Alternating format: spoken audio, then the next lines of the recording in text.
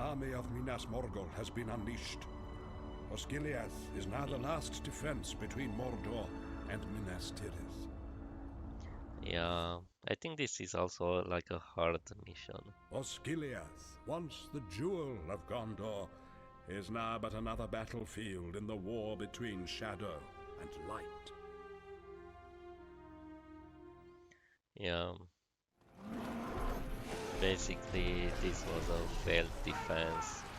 Even in the books, like what they managed to do was to like hold it for some time, but then like the orcs managed to recapture it, and yeah, and then Faramir was ordered to retake it, and he lost a lot of good guys. Have grown strong. The city of Osgiliath is under siege. Brave soldiers of Gondor fight valiantly to hold back the enemy, but the bridge guards grow ever fewer. Strengthen the bridge garrison, then cross the river and drive back the enemy. Yeah, basically you're given some archery range and marketplace, which can build economic upgrades and workshops. I don't care about workshops. I will build my economy. I think this is the time till Faramir arrives, and I think that one of the yeah guys, I will put them like in. Okay, come on, get in there. Basically, I will change their formation to like line formation. I will change them back. I will, yeah.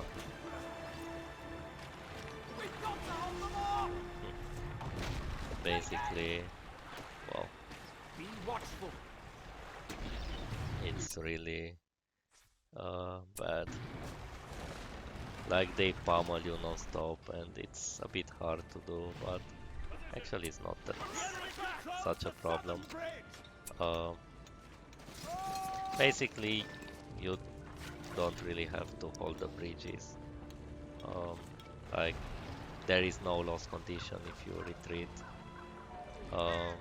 But yeah, then they will start pummeling your main base. So yeah, that's that. But basically there is no rush to hold the bridges. Like I said, there is no loss condition. So basically I will just retreat my guys here, and I will hold my line here, and I will put yeah, I will let them fire, no problem. So I will do as many archers as I can, because my goal is to like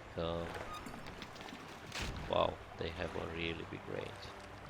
Basically they will destroy my tower.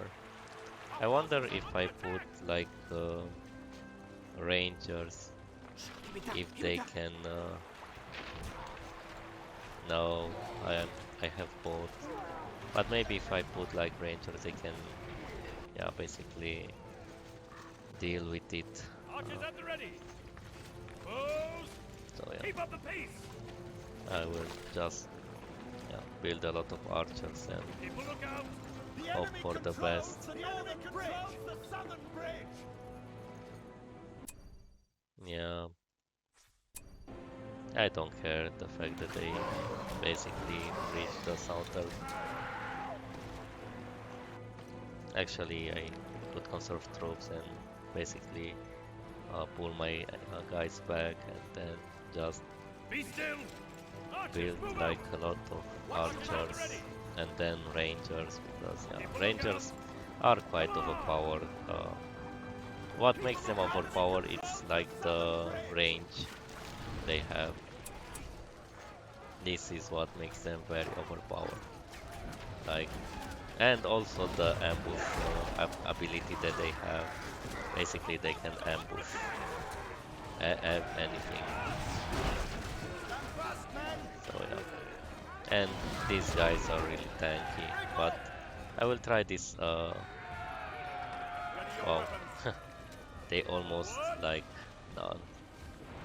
Okay, let me upgrade and upgrade them with like fire arrows, and then yeah, basically after I gave them like the fire arrow upgrade, I will start pushing.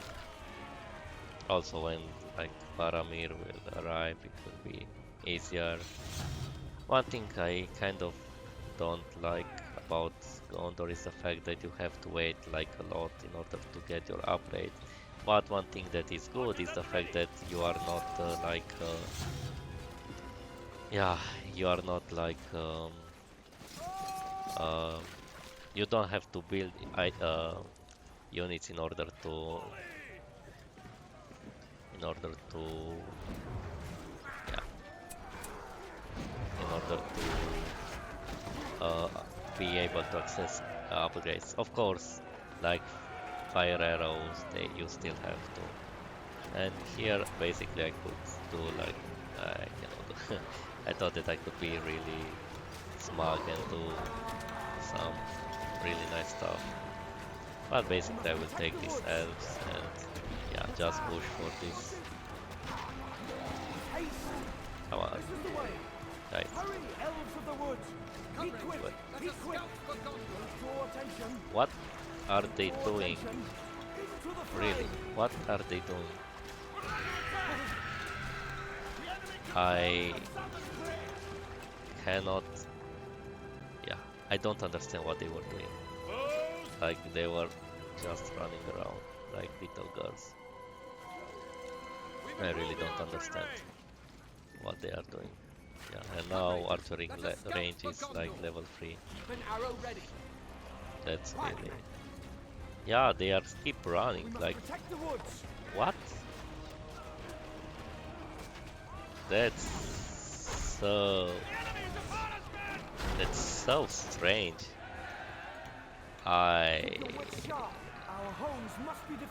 That's real strange. I don't understand why.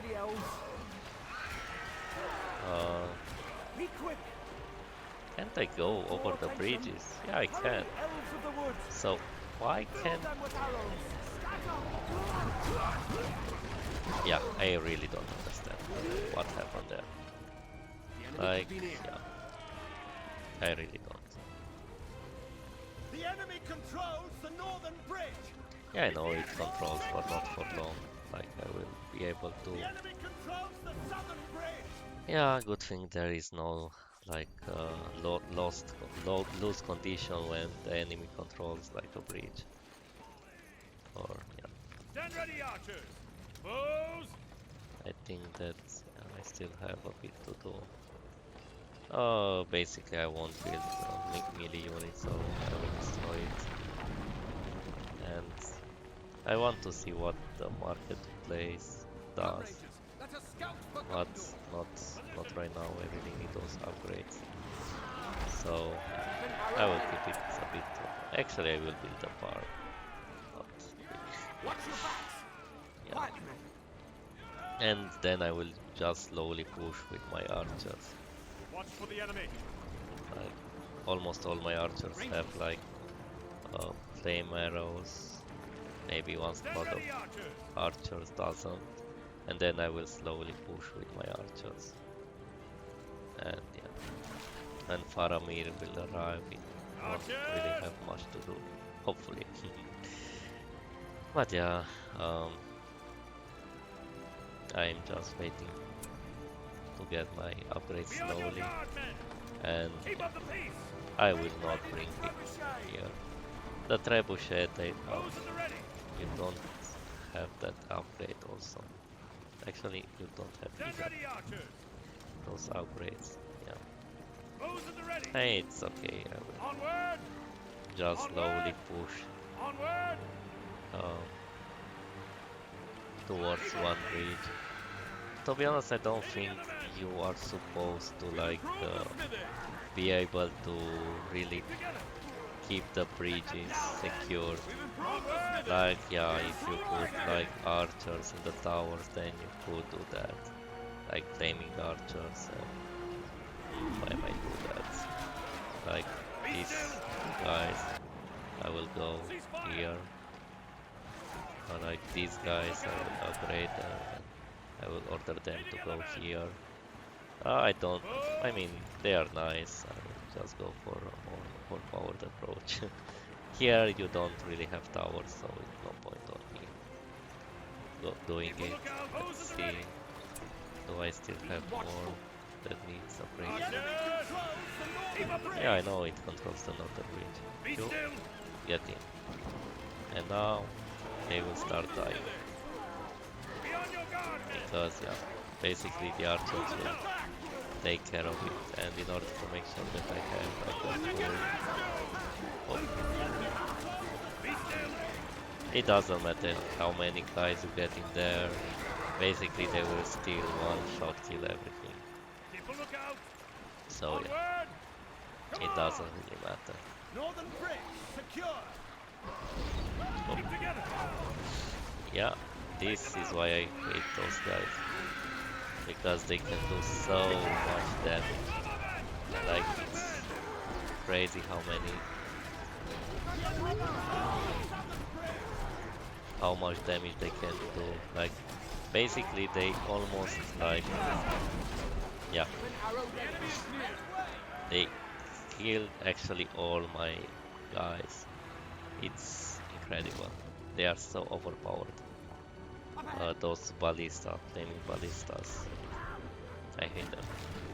I will build the market. I just want to see what the market will do. Like, yeah, and I will start building like those. Also the fact that you don't really have access to a lot of upgrades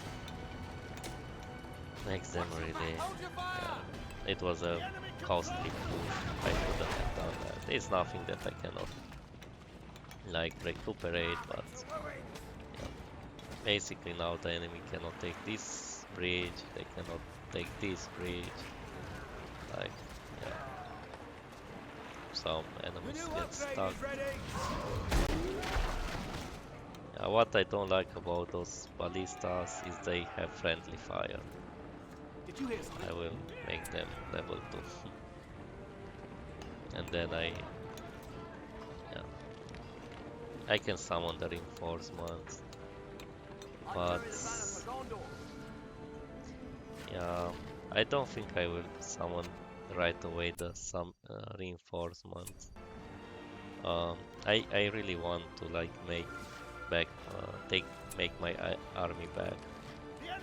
Like, I really want to keep my army back. From blacksmiths, from farms. Oh, this is so expensive, like, it's almost not worth doing.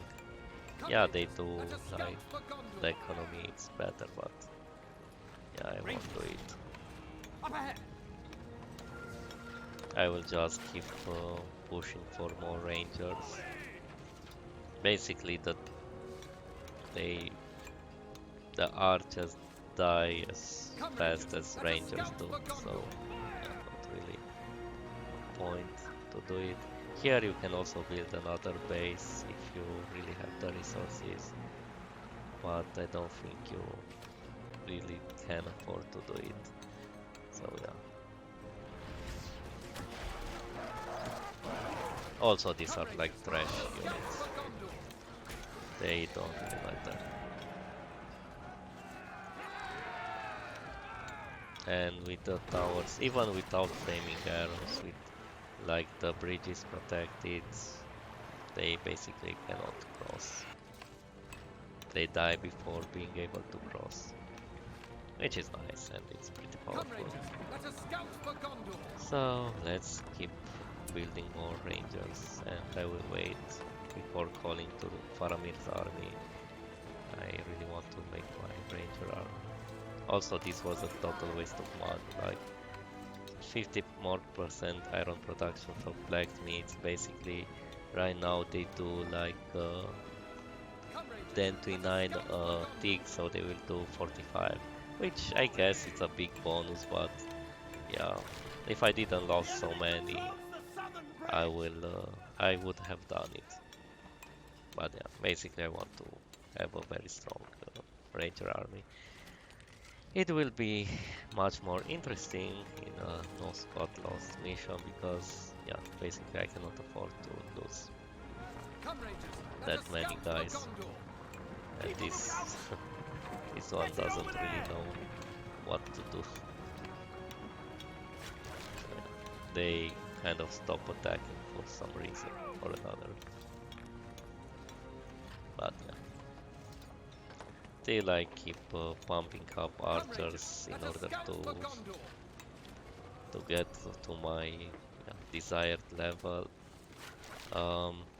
Yeah, I will just talk a bit about Tolkien and his work.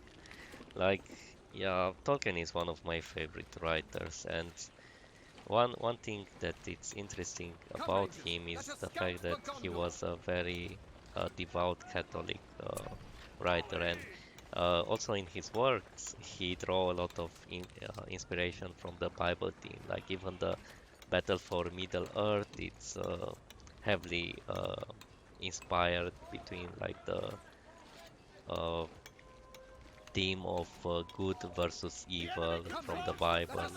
Even in Silmarillion, like the first book, it's the same with the creator who created the angels, which are the Maiar, and one of them rebelled and took others in rebellion, and he was cast down. And then, yeah, basically this is where the, let's say,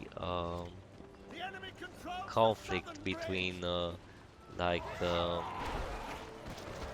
yeah, good and evil starts, and basically between like the Melchior, the fallen Maiar, and the others Maiar, who in the end are victorious, even though at some point like Melchior keeps Melkor, I think.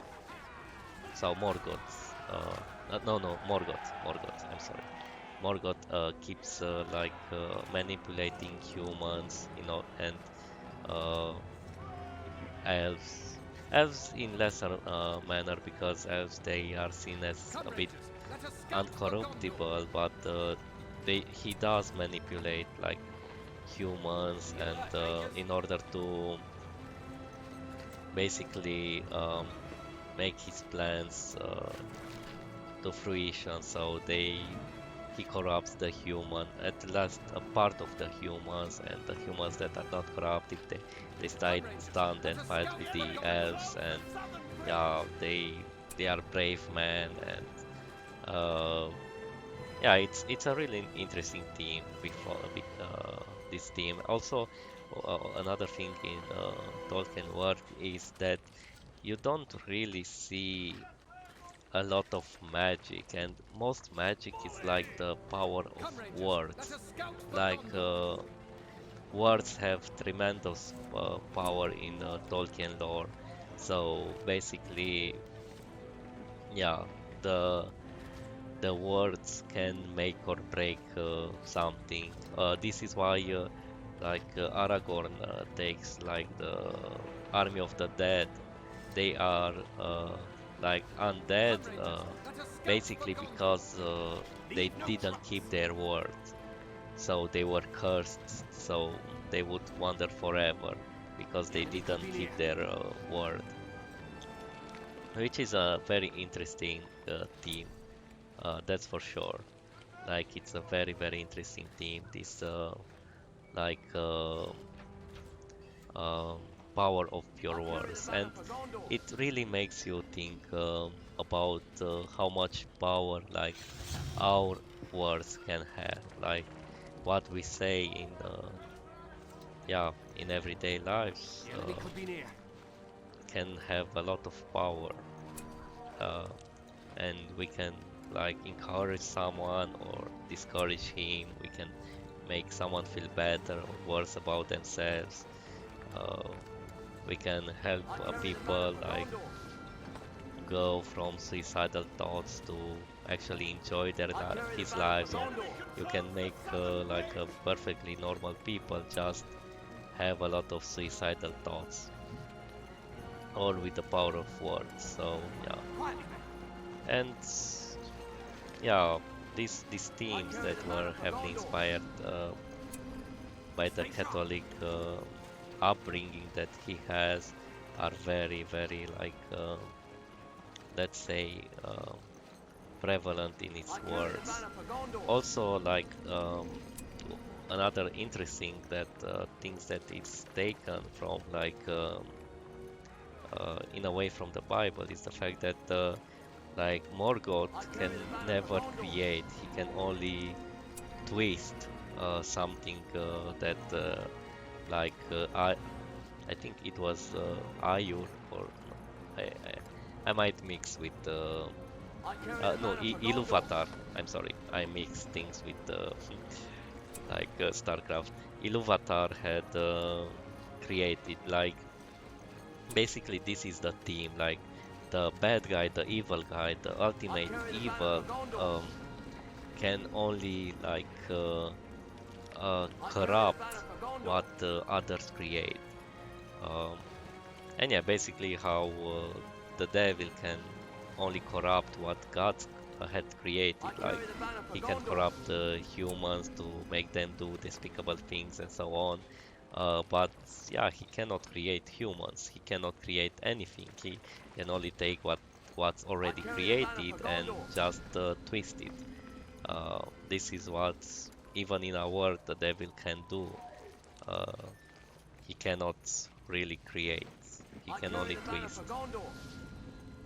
Which yeah, it's interesting to know, and also it's good in a way to know.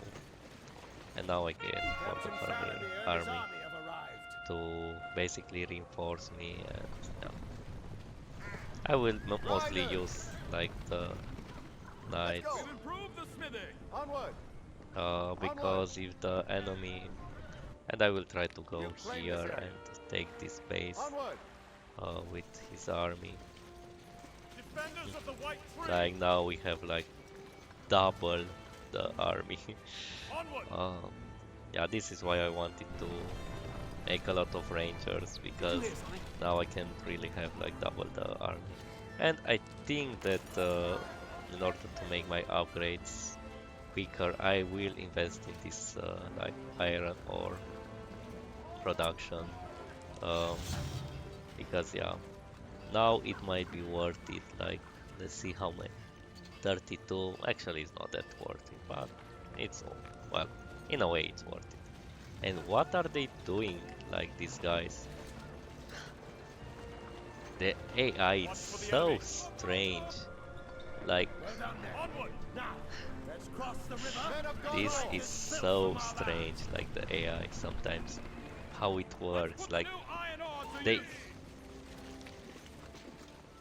okay, I don't really understand how the AI works, or the pathfinding, let's say, works. But anyway, that was a strange way the army moves. I will build that scum. Anyway, this is, yeah, like I said, it's also about the evil in our world. The devil, he can only corrupt the humans, but he cannot create new humans or new things. Um, Also, another interesting fact is the fact that Tolkien actually helped C.S. Lewis convert to God. Like basically, C.S. Lewis was like a very convinced atheist, and um, like um, Tolkien helped him to come to God and yeah, repent for his sins and basically start a new life. But yeah, C.S. Lewis chose to go to the Church of England instead of the Catholic Church that Tolkien was very fond of, and yeah, he really liked the We've improved the smithing. We've improved the smithing. like he really liked to take part in the communion and the mass, and when the Catholic Church switched from Latin to like English, basically he kept responding in Latin because he didn't agree. So he was really, in a way, yeah, he really stood for his principles. Also, some things in his words were heavily inspired by the horrors that he saw in the First World War. He basically was part of the like First World War, and yeah, he saw some very bad things there, like the march, the the marshes that were near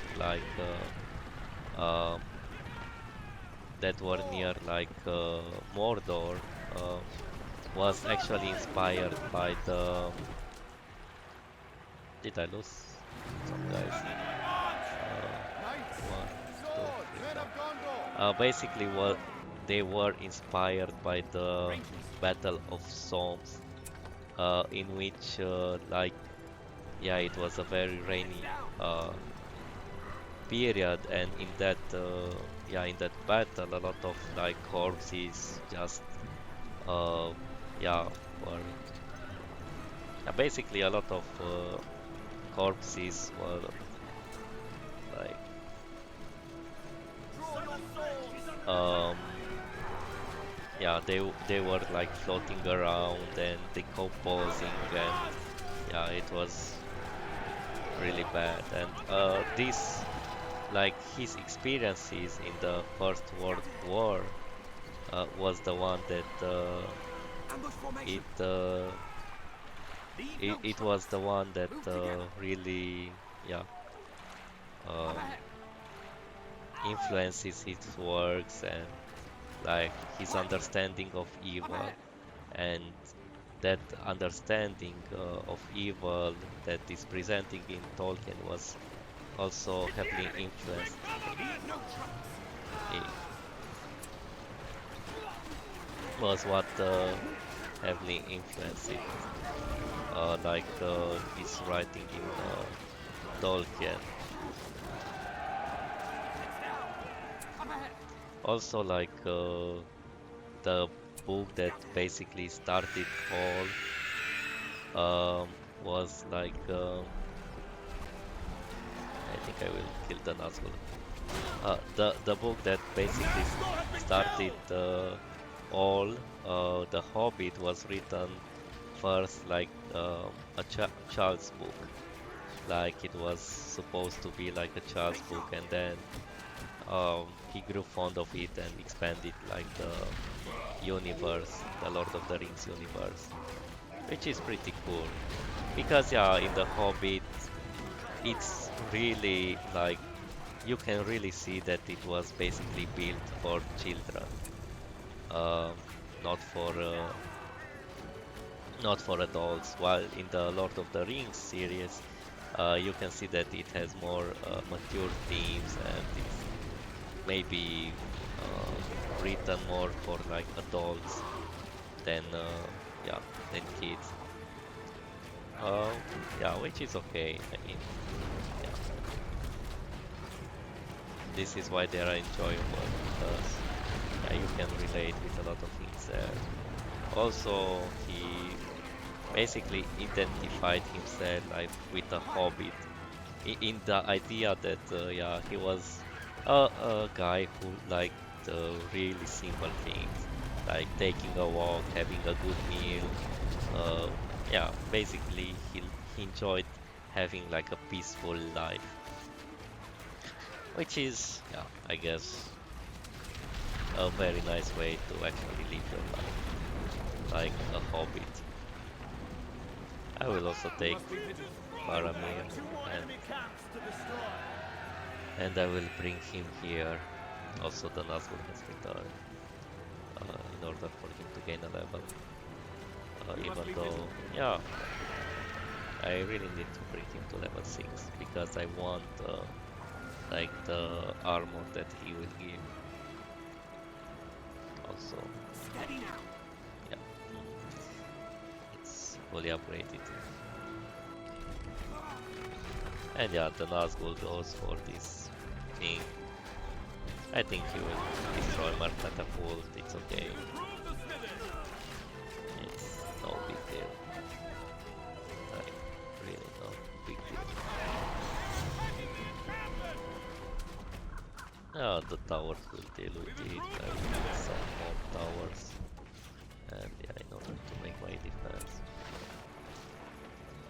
So yeah, basically, this is like the story of him.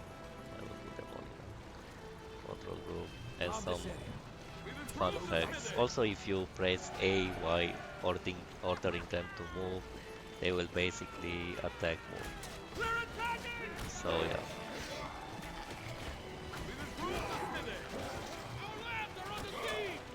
But I will put them attack move here in order to really notice spots. Like there is a choke point and they will just be attacked. Yeah.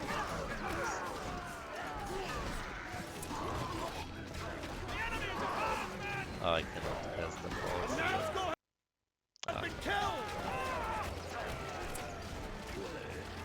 One thing is that these things don't really have like a shortcut, these powers. The hero's power do have like a shortcut. I will order them to kill them very quickly before they manage to kill a lot of my guys. Now those troll units go and yeah, I think he can kill like one company. So yeah, it's not really nice, but it's okay. I will deal with it.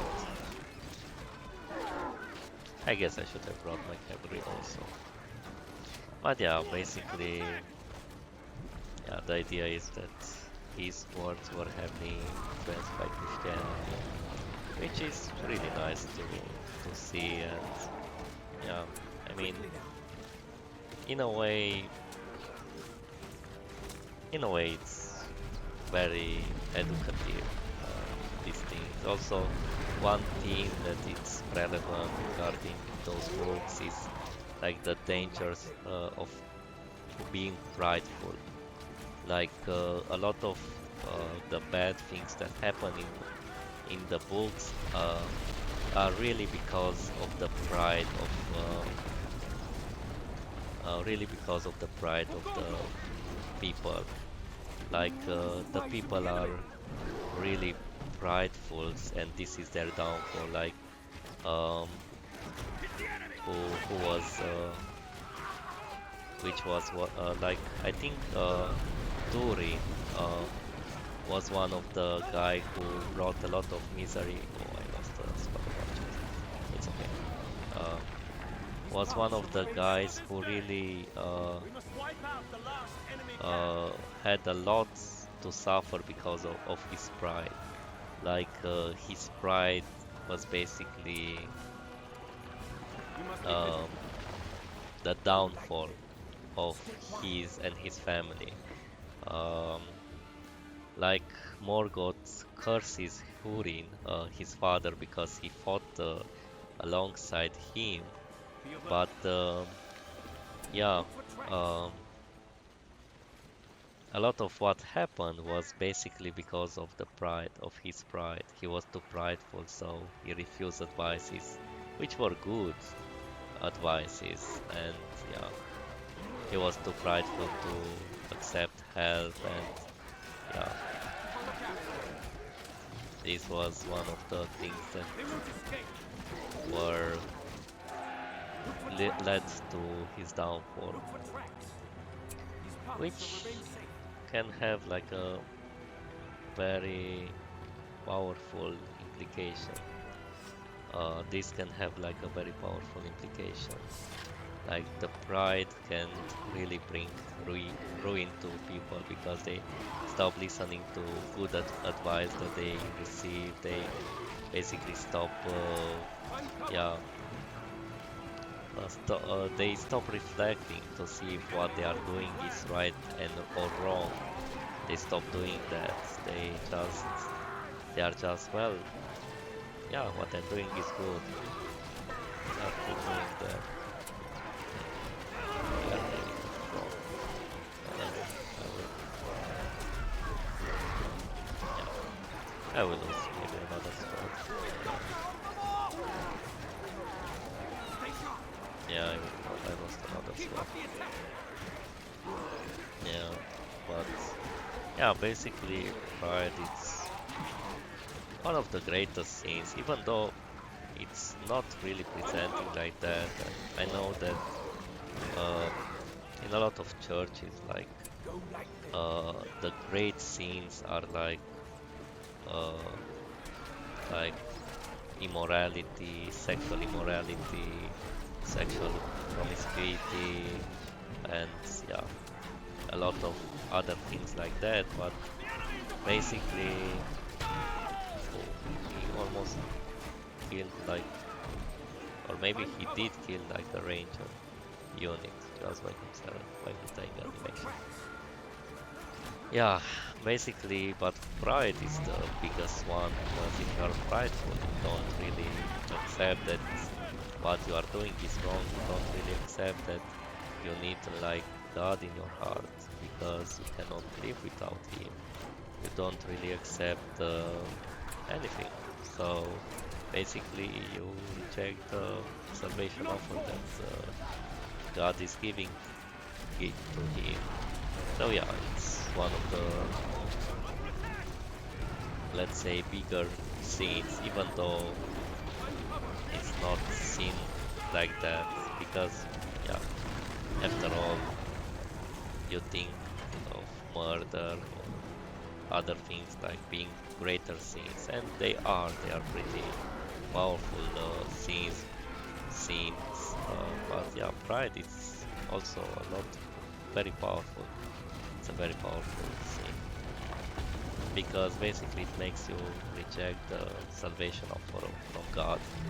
So yeah, if you are prideful, you don't need Jesus because you don't need anyone to die for you in order for you to be saved. And yeah, that's really a shame when you The shadow has been get there. turned.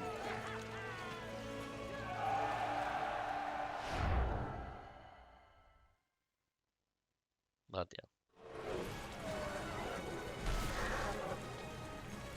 this is exactly what happened in the movie. It's like the orcs were pushed back and so on. Not really. Basically, they lost the battle for Osgiliath. Um, yeah, and now they're preparing for the assault of Minas Tirith.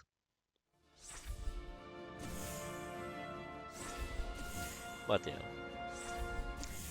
this is basically what I had to say about pride. So also when you are prideful, it's very hard for people to deal with you because you don't take well for when someone is giving you a warning or something like that. So yeah, I think I lost a lot of squads, but it's okay. It's no big deal.